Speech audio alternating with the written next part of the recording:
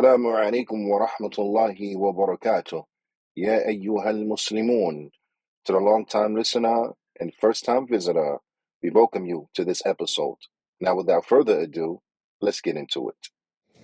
إن الحمد لله نحمده ونستعينه ونستغفره ونعوذ بالله من شرور أنفسنا ومن سيئات أعمالنا من يهده الله فلا مضل له ومن يضلل فلا هادي له أشهد أن لا إله إلا الله وحده لا شريك له وأشهد أن محمدا عبده ورسوله صلوات الله وسلامه عليه.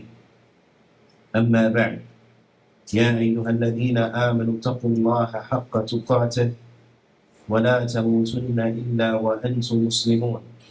يا أيها الناس اتقوا ربكم الذي خلقكم من نفس واحدة وخلق منها زوجها وبث منهما رجالا كثيرا ونساء واتقوا الله الذي تساءلون به والأرحام إن الله كان عليكم رقيبا. يا أيها الذين آمنوا اتقوا الله وقولوا قولا سديدا يصلح لكم أعمالكم ويغفر لكم ذنوبكم ومن يطع الله ورسوله فقد فاز فوزا عظيما.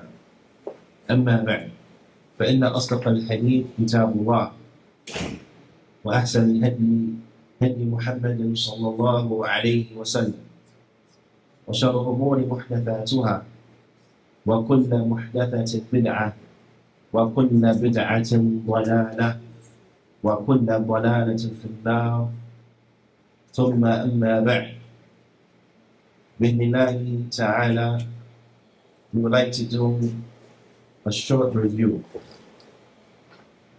and we would like to re-go over that which was discussed in the last class, and that is that we're still speaking about and still going over the hadith of Jibreel alayhi salatu wasalam. This hadith is a hadith that is tremendous, and we learn from it many benefits, and we take from it many lessons. As Jibreel alayhi salatu wasalam, he came in this narration to teach us our religion by asking the Prophet sallallahu alaihi wasallam a series of questions. So there's much benefit, there are many fruits and lessons that we learn from this hadith.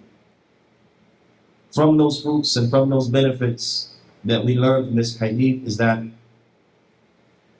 Iman is not just one thing, meaning that the Muslims will have and be on various levels and degrees with regards to their Iman. That there's some Muslims who will have stronger Iman than other Muslims and the like. And this is something that we learn from this hadith. And this is clearly illustrated when speaking about ihsan, that level from the levels of Islam, that level from the levels of the deen, ihsan. Jibreel alayhi salatu wassalam, he asked the Prophet sallallahu alayhi wasallam, فَاخْبِرْنِي عَنِ الْإِحْسَانِ, inform me about ihsan. To which the Prophet sallallahu alayhi wasallam, he said, أَن تَعْبُدُ اللَّهَ كَأَنَّكَ تَرَاهُ فَإِن لَمْ تَكُنْ تَرَاهُ فَإِنَّهُ يَرَاكَ.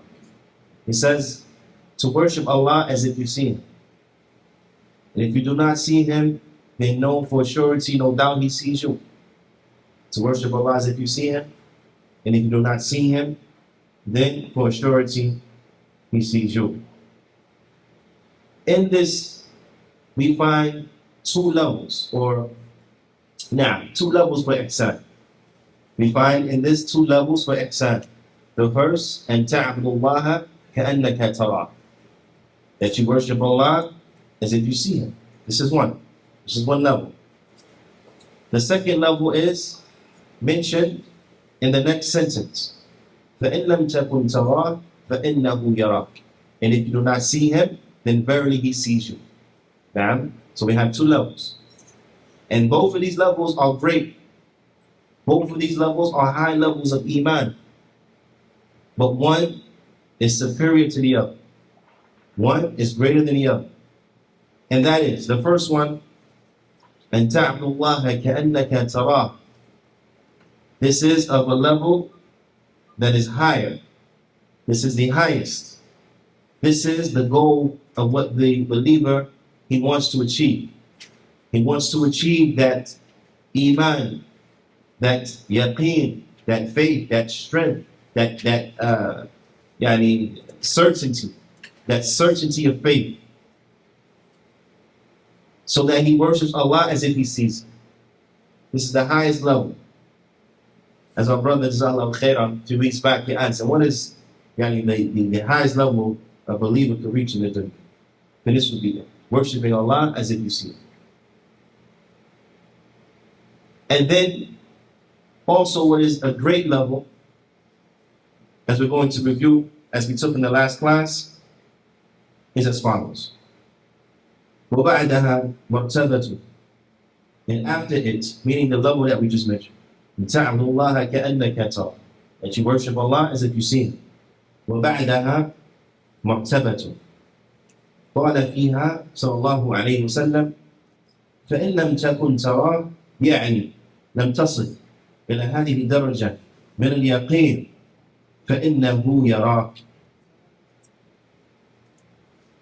He says, and after this level, meaning he, the Fadilat al-Shaykh al-Allama, Shaykh Saleh al-Fawzan, Hafidhullah Ta'ala, he says, and after this level, the Prophet sallallahu alaihi wasallam, he said, after what we just mentioned, meaning the Prophet sallallahu alaihi wasallam, he said, with regards to the next level, and if you do not see him,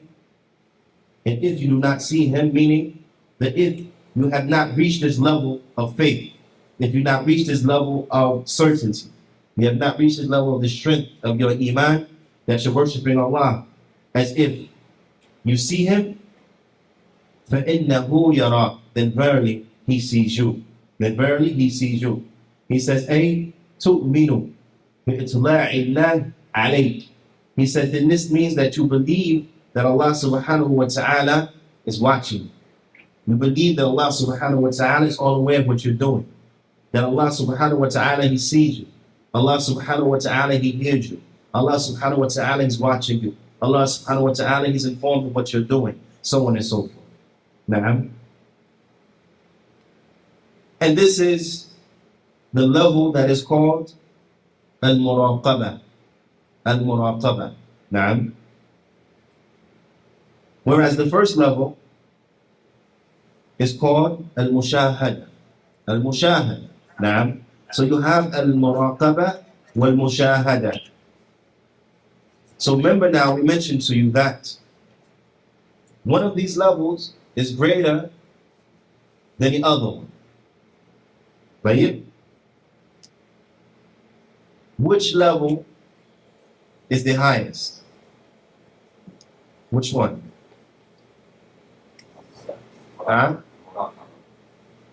One brother says muraqabah is the highest. Which one? No, but one is higher than the other. Which one is higher than the other? كأنك تراه. طيب. نعم. أحسنت. The brother explained it. جزاه الله خيرا. That is to what? To worship Allah as if you see him.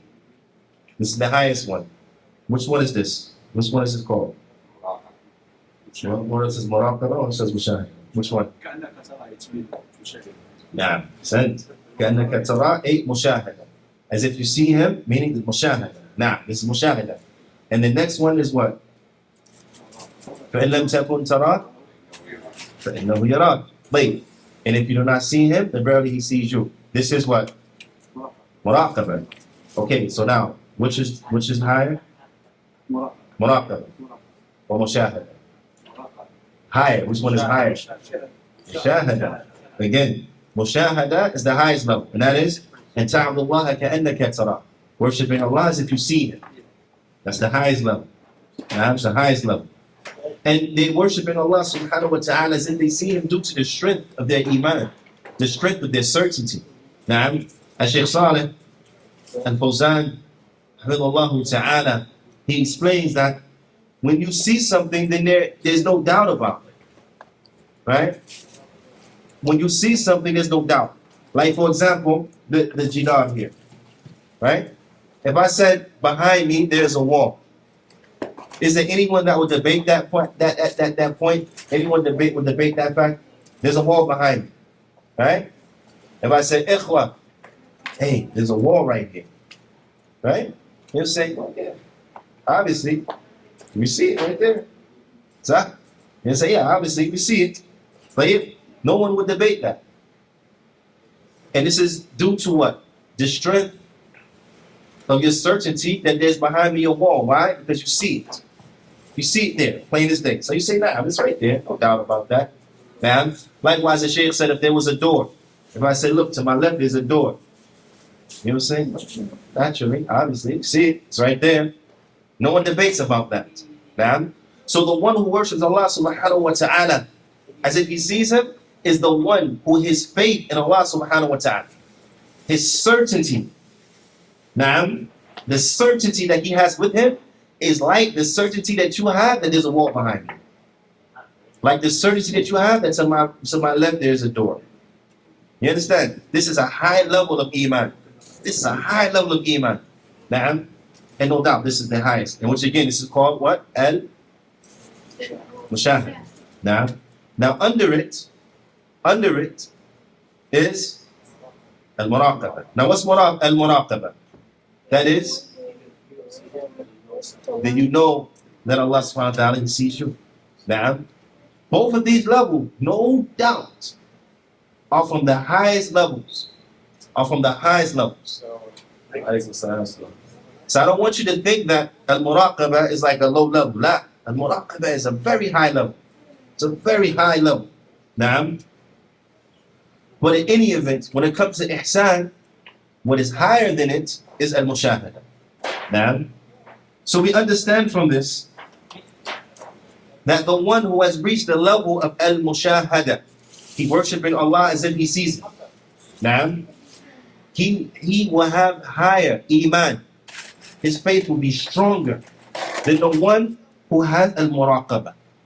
Now, who worshiping Allah, knowing that Allah subhanahu wa ta'ala sees them. Now I want you to reflect and contemplate on this fact. Because in this we understand that not everyone has the same iman. Not everyone has the same level of iman. There are those who their iman is stronger than others. So this we benefit from this because now we understand the dalala, the misguidance from the likes of the murji'ah and those who carry their belief that iman is just one thing and everybody's the same in it. So that they claim that each one of us has the same level of iman as Abu Bakr, as Siddiq, radiallahu ta'ala anhu, as Umar ibn Khattab, radiallahu ta'ala anhu. Now I don't know about you, but I don't think when I walk down the street the shaitan changed the way, go on the other side. But Umar, radiallahu ta'ala anhu, Al-Faruq, if he took a path, the shaitan would change paths. You understand? He walking down like this, like I hate. He walking down the street like this, shaitan go somewhere else. Pick another street. Because of what? Because of his iman. The strength of his iman. Now, I don't know about you, but mine is not like that. So I would never be foolish into thinking that I had the same amount of iman as Umar, radiallahu ta'ala anhu. طيب, what about the Nabi? Salawatullahi wa salamu alayhi. Na'am, no doubt, I would never think to imagine or they have the audacity to even try to say that I have the same amount of faith as the Prophet sallallahu alayhi wa sallam. How absurd would such a claim be? Na'am. But this is the aqeedah of the Murji'ah. They say that we all have the same level of iman, the same as Abu Bakr, the same as Umar, radiallahu ta'ala anhuma, the same as Nabi sallallahu alayhi wa sallam, the same as Jibreel alayhi salatu wasalam. Of course, this is quite absurd. This is quite absurd. Because with them, there are no levels to Iman. It's one thing. You got it, that's it. You're always going to have it. Everybody has the same amount. Now, and like them on the other side is the Khawarij. They say Iman is one thing. Either you got it or you don't. Now the difference between the two is that the Murji'ah, they say that nothing can affect Iman. Once you have it, that's it. So no matter what you do, what you don't do, it doesn't matter. You got the same faith as the Prophet ﷺ, as Jibreel ﷺ, and so on and so forth. Now, this is what the Murji'ah said. Iman is not affected. But yeah. But we understand that what? This is not correct. This is not correct. The Iman, it raises and it goes down. It increases and it decreases. Now, as the Prophet ﷺ, he said in a hadith collected by Al-Bukhari, rahimahullah ta'ala, سباب المسلم فسوق وقتاله كفر. طيب. So if one makes up on a Muslim, he verbally abuses a Muslim, and the Prophet ﷺ, he said this is what? Fusuq. It takes his Iman and it decreases it. You understand? Now this is just being verbally abusive. Being verbally abusive, it will affect his Iman by what? Decreasing it. And this is what one of the great, the Imam, he explained when someone came to him and they say that the Murji'ah, they say that Iman is not affected. Iman is not affected by sin, what the Murji'ah say. Ma'am. So he quoted this hadith. He said, the Prophet ﷺ, he said, cursing a Muslim, verbally abusing a Muslim, this is fusuq. And killing him is kufr. This was enough as a dalil. So we understand from this what? That one, Iman is not one thing. It's not just one thing. That it's of levels. That sins decrease these levels and has an effect on the Iman. These are some of the benefits we learn from this hadith. So everyone has a pen, you want to write these down. One, we learn that what? The Iman is of levels. Now, we understand that it's of levels. It's not just one thing, but it's of levels. And that sins affect it. Sins affect the Iman. Meaning they decrease it. Because cursing a Muslim would drop you to here. This. And then qitalu, drop you low. Kufr. Now, wait. Also, one of the benefits we learn from this hadith is that if you understand that the person that you're speaking to will understand the point of reference from a particular text, then it's enough for you just to relate the text without any additional speech. Because as you see here, the only thing that this great Imam did was he just gave the hadith.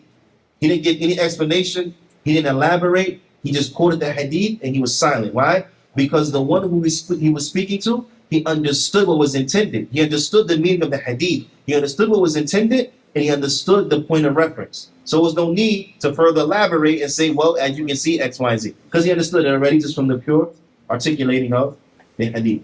So these are just some of the fruits and the benefits we learn from the hadith. In any event, the point is that what? The Murji'ah, they say that Iman is one thing. So we understand that this is not correct.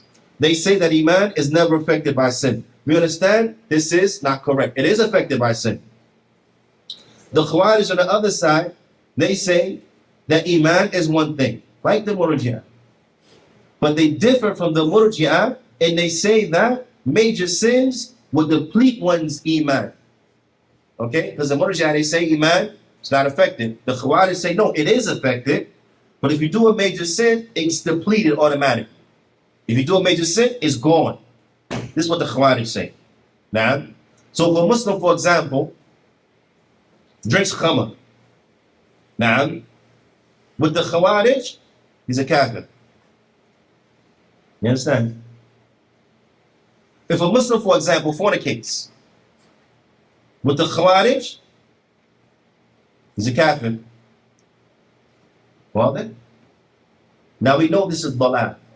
We know this is astray. Why? Because we understand that the committing of major sins does not render one to be a kafir. As it comes in the Hadeeth, where the companion, he had an issue because of, jahiliyyah and things like this. He had an issue, and that issue was in drinking. Now, so when the other companions, they were reprimanding him, and they were being very strong in the reprimanding of him. The Prophet ﷺ, he said, do not help shaitan. لا تعينوا الشيطان على أخيك. Do not help shaitan against your brother. فإنه يحب الله ورسوله. Because verily, he loves Allah, يحب الله ورسوله. He loves Allah and His Messenger. Now this was a companion who what? Who he fell into that sin of drinking. Now, but the Prophet ﷺ, he established for him that he loved Allah and His Messenger. Right? He established for him that he loved Allah and His Messenger. And he established for him the brotherhood of Al-Islam. Because he said, do not help the shaitan against who? Your brother. وَإِنَّمَا مُؤْمِنُونَ إِخْوَةً. Verily, the believers are brothers. Now, so the Prophet ﷺ established for him al-ukhuwa al-imaniyya, that he was a brother by deen. So a brother by deen, one who loves Allah and His Messenger, equals what? A Muslim. A Muslim. Well then, so we understand that what major sins don't take one out of Islam. Also we understand, as Shaykh Rabi' ta'ala, he explains, is that what is the head for apostasy?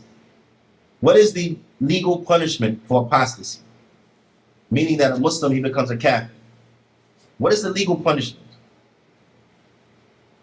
No, the legal for apostasy. Cuts. No, not bad. Cuts. Death. Nah. The legal punishment for apostasy is death. Well then, you should follow me now. Okay, so if a Muslim becomes a kafir, a Muslim becomes a kafir. Now, then the legal punishment is death. Well then, wait. The Khawarij say major sins make you a kafir. You understand that? This is not correct when you examine the following. We know it's not correct, but also what adds to that, it shows that it's not correct, is when you examine the following. Is that if a Muslim who was never married before, okay, they fornicate, what's the punishment? He's whipped, right? He's whipped, he's lashed. Like, what if he was previously married? Then he's stoned. What about the one who steals? Then the hand is cut. Okay? Now, these major sins made a person a kafir. Then why would you whip them and why would you cut their hand? When the punishment for kufr is death. So if there's whipping, if there's a cutting of the hand and no death, it's because what? Because they're not a kafir. You understand?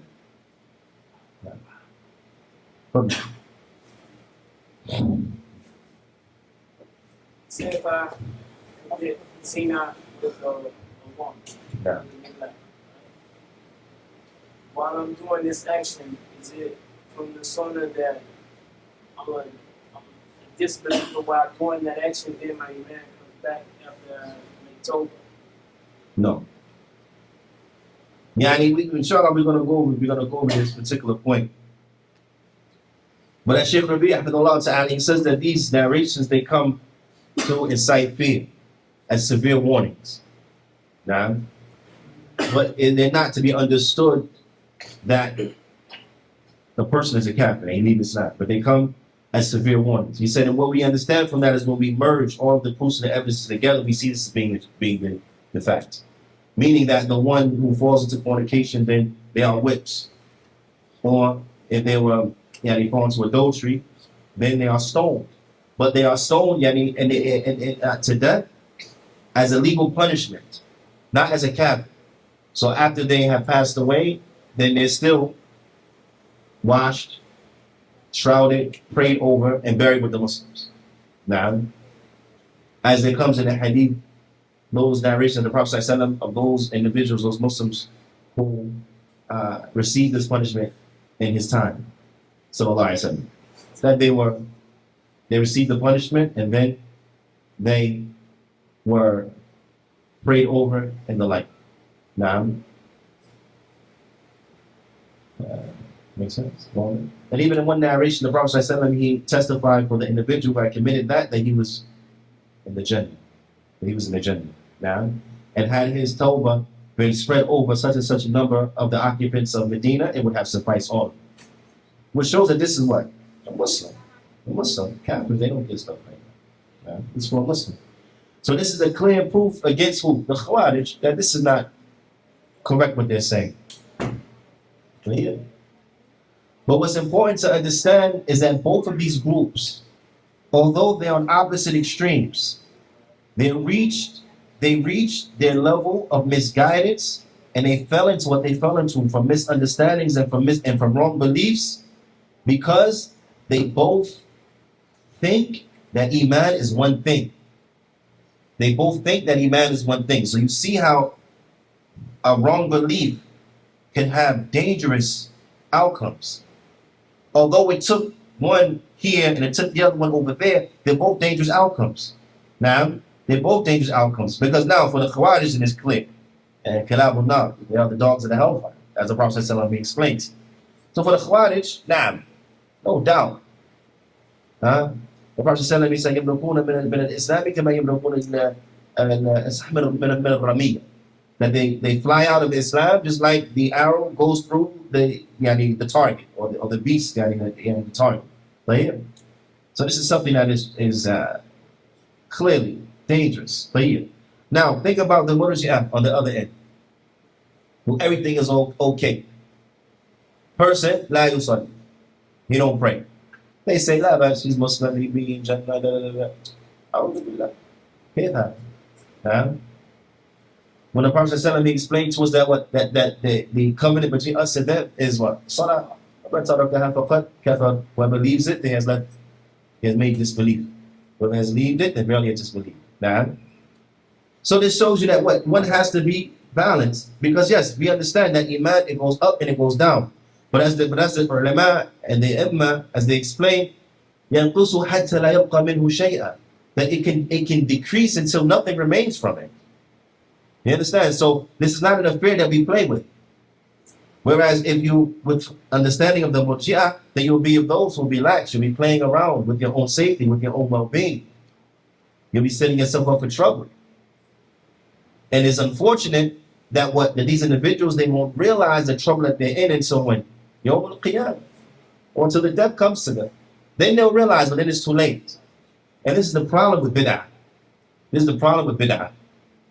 And this is why we have to be, it is a must for us to be, it's necessary that we are extremely hard when it comes to bid'ah.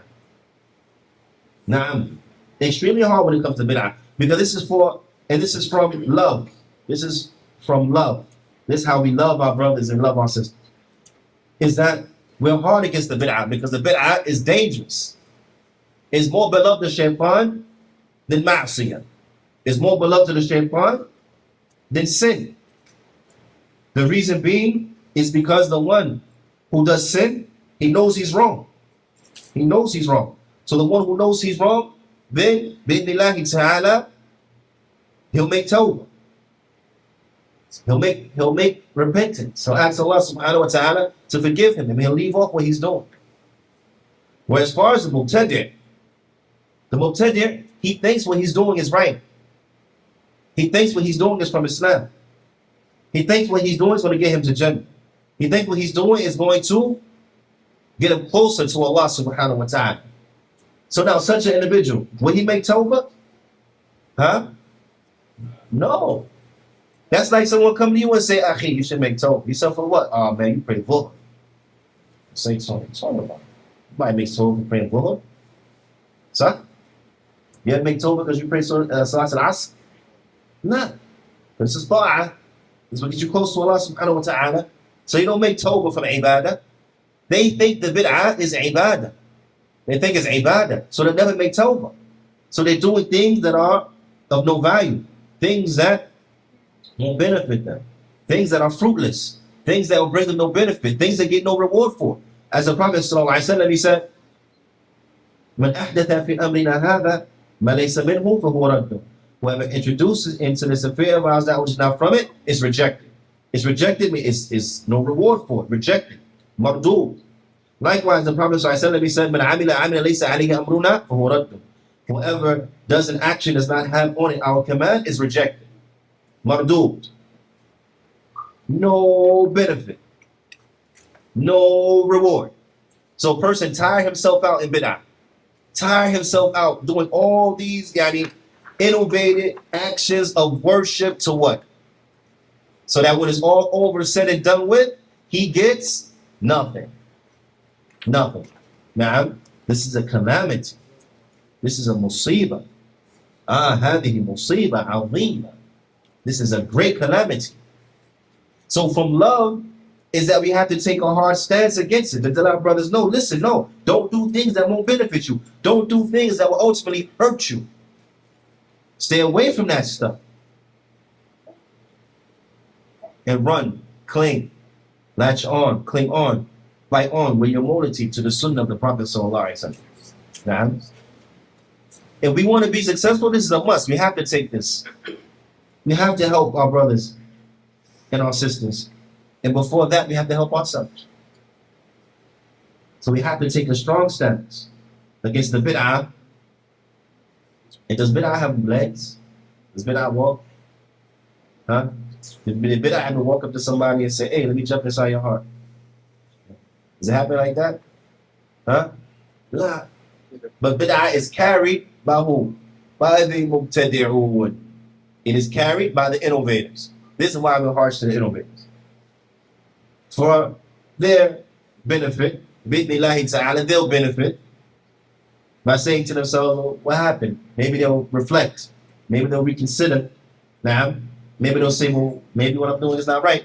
Because sometimes people don't think about it. This is what they taught, what they heard, so on and so forth, what they read in an innovative book that should be burned and the like. So they'll come and they'll think, well, I think it's right. And then they won't think it beyond that. They won't have no recollection beyond it. They say, I read it, so it should be okay. You know, some people think that. They think everything is written is okay. Everything they find online is good. Now, so maybe they don't know. But maybe when they see that behavior, when they come in and try to sit down, they want to talk to you about saying photos, want to talk to you about the blade, want to talk to you about Khawarij, Bin Laden, whatever, and you get up and you leave, you say, I'm not going to sit with you. Well, just come eat something. I'm not going to eat with you. Well, just come, shop shake. Shop shake. I'm not going to drink shade with you. I'm not going to drink no tea with you. Maybe he'll think, why? He said, no, I'll sit with the enemy. Maybe it'll be a reminder for him. He said, wait, hold on. Enemy. Thoughts want to say. Maybe they don't. Maybe it'll be a good opportunity for him. Now, and then no doubt it'll be a good opportunity for you. So that nothing that they will say will fall into your heart, will creep into your heart, will affect you. So it's out of love. It's out of love for your brother that you would interact with him in such a manner, and it's out of love for yourself. Now, out of love for yourself. So we have to make these things clear. And don't be like those who think that, oh, talking about Aqidah separates the people. Because you have masajid like that. They build the masajid, and then they make an agreement amongst themselves. We're not going to talk about anything, that may separate people in here. So we want to talk about Aqidah. We don't want to talk about fiqh. We don't want to talk about, whatever it is from the things that they separate people. We just want to talk about fada'i. Talk about fada'i, that's it. That's what they say. Because they say, oh, you talk about Aqidah, separate. How Aqidah? Aqidah separate people. I keep bringing people together. Aqidah, it brings the people together. But yeah, because if we come together, we have to come together upon what? Upon the haqq. وَاعْتَصِمُوا بِحَبْلِ اللَّهِ جَمِيعًا وَلَا تَفَرَّقُوا. Hold all of you together to rope of Allah and do not separate. But yeah, the haqq. Qur'an, Hablullah, Qur'an, Sunnah, Jama'ah. This is the Habl of Allah subhanahu wa ta'ala, the haqq. So we have to come together upon the truth. Now, we have to come together upon the truth. But yeah, as far as those people say, no, Aqidah will separate. No, Aqidah will not separate the people. Aqidah is the only way to gather the people. Tawheed is the only way to gather the people. Manhaj is the only way to gather the people. Now, this is the reality. Now, so it's important that we discuss these things and we go over these issues so that we can benefit ourselves first and foremost, and so that we may, bi'idhnillahi ta'ala, help to be a benefit to others, to help others. And so that we can build a community upon benefit, not a community upon foolishness, not a community upon things that are straight, not a community upon innovative practices, but a community upon the Sunnah, a community that is beneficial, benefiting us and benefiting those who we benefit. Na'am. This is what is important. And it's a must that we take this stance. Na'am. And that we make it clear. Because the da'wah, it has to be clear. Well, it has to be. Na'am. It's not sufficient because some people come and they say, just say the truth. That's it. Just say the truth and the people figure everything else out. You don't have to name people as bad. Just say the truth. Huh? What are you saying now? This is not sufficient. You have to explain the truth. You have to explain what's false. This is what you do, and you do not do this. Now, this was the da'wah of the Prophet. So I said nothing. He just didn't come to the people and say la ilaha illallah. Huh? He just didn't come to the people and say la ilaha illallah, believe in Allah, worship Allah. No. But he also went to them and he said, وَلَا تُشْرِكُوا فِيهِ شَيْئًا. And do not make shirk. Do not commit shirk. Do not pray to the idols. Do not make dua to the idols. Right? He made it clear to the people. Worship Allah, don't make shirk. So, the Prophet ﷺ made it clear. عليكم بسنتي وسنة الخلفاء الراشدين المهديين من بعدي. Wajib upon you is my sunnah. And the sunnah of the rightly guided khulafa after me. Addu alayha bin nawajib. Right on to it with your moral teeth. Did the Prophet ﷺ, did he end there? Did the hadith stop right there and that's it? La. And when it goes on and it says what? وَإِيَّاكُمْ وَمُحْدَثَاتِ الْأُمُورِ. And beware of newly invented matters. Right? To the end of the hadith. So the Prophet ﷺ, he just didn't tell you, cling to my sunnah, stick to my sunnah, sunnah of the Sahaba. But then he said what? Stay away from bid'ah. Na'am. As we hear khutbah al-hajah all the time. Na'am. وَشَرُ أُمُورِ مُحْدَثَاتُهَا وَكُلَّ مُحْدَثَةٍ بِدْعَةٍ وَكُلَّ بِدْعَةٍ ضَلَالَةٍ وَكُلَّ ضَلَالَةٍ فِي النَّارِ. The Prophet ﷺ used to say this all the time in khutbah al-hajah. Khutbah al-hajah, mind you. The Prophet ﷺ, he would say it before the khutbah, for the khutbahs, na'am, on Jum'ah, the sermons on Jum'ah, he would say it before that. He used to, ﷺ would say it before any important address that he would give to the Sahaba, na'am. He used to, ﷺ would say it in front of weddings. Huh? And weddings. Right in the wedding contract, the Prophet ﷺ, he would say khutbah al-hajah that has this portion in it. Warning against bid'ah. Right? Right or wrong? You with me? Now, was there any bid'ah in the time of the Prophet ﷺ? No, there was not. But still, showing and teaching the proper stance the Muslims are to take against bid'ah, the Prophet ﷺ, he preemptively warned against bid'ah even before it happened, even before festive and joyous occasions. So now, does that sound like he was staunch against bid'ah? Or that sound like he was easy against bid'ah? Staunch against bid'ah. Why? Because of the danger of bid'ah. Because of the danger of bid'ah. Because bid'ah is that which takes a person to hell. The Prophet said, وَتَتَرِكُ أُمَّتِي عَلَى 73 فِرْقَةٍ كُلُّهَا فِي النَّارِ إِلَّا وَاحِدَةٍ. My ummah will break, split, divide into 73 different sects. كُلُّهَا فِي النَّارِ. All in the fire except one. So when it was asked, وَمَنْ هِيَ تِلْكَ الْفِرْقَةُ يَا رَسُولَ اللَّهِ, and what is that group or message of Allah? He said, الْجَمَاعَةُ. وفي الرواية ما أنا عليه اليوم وأصحابي. And one narration said, Al-Jama'ah. The Jama'ah, the group. Now, and what's the Jama'ah? As explained in another narration, as Shaykh al-Bani, rahimahullah ta'ala, he explained, Ma ana alayhi wa ashabi, what I and my companions are upon a day. So one person say, what's the definition of Jama'ah? The Jama'ah is explained by the Prophet ﷺ in another narration. When I and my companions are upon. When the Prophet ﷺ and his companions were upon, that's the Jama'ah. So now we understand the statement of Abdullah ibn Mas'ud when he said the Jama'ah. The Jama'ah is what coincides with the truth, even if you are by yourself. Na'am. See, that's the Jama'ah. Not because we got a million people here, not because we got X, Y, and Z, we got so many masajid working with us, working with any and everyone. Nah. The Jama'ah, what agrees with the truth. What agrees with the truth. Now, this is why it's important that we go over these issues, we go over these things, why we talk about these affairs and go into depth in the detail. Now, because I don't want anyone to feel away when they say, well, you mentioned the Murji'ah, the Khawarij. I don't want anyone to feel uncomfortable. But they should rejoice. They should rejoice. As some of the Imams used to say, come, let's backbite for an hour. Meaning what? We're going to speak about the people of innovation. So as to warn the Muslims of who to stay away from. Because this is, na'am, ghayba, as our Mashaykh, they teach us. Fi'lan, this is ghayba. Lakin, hiya ghayba wajiba. This is a ghayba that is wajib. This is a ghayba that you get rewarded for. Because fighting against the mubtadi'een, fighting against the innovators, this is a form of jihad. So this is something that you get rewarded for.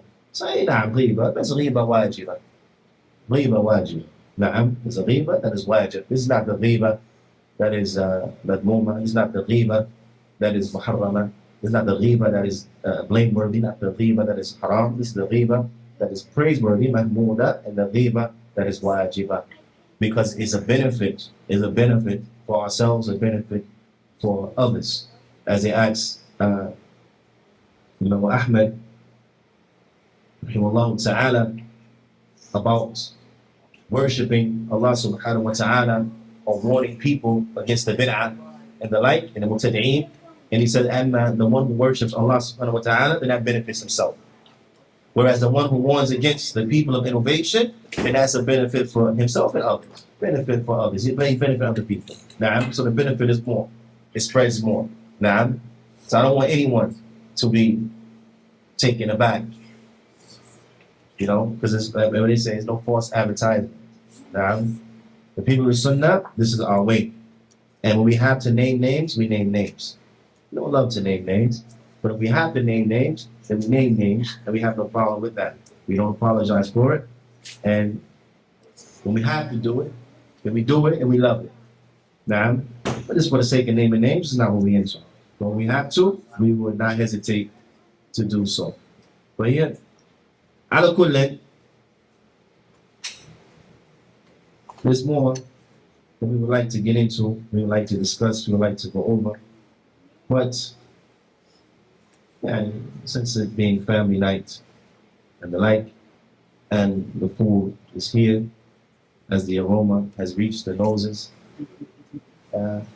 نتوقف هنا بإذن الله تعالى. نكتفي بهذا القدر، وصلى الله وسلم على نبينا محمد وعلى آله وصحبه أجمعين.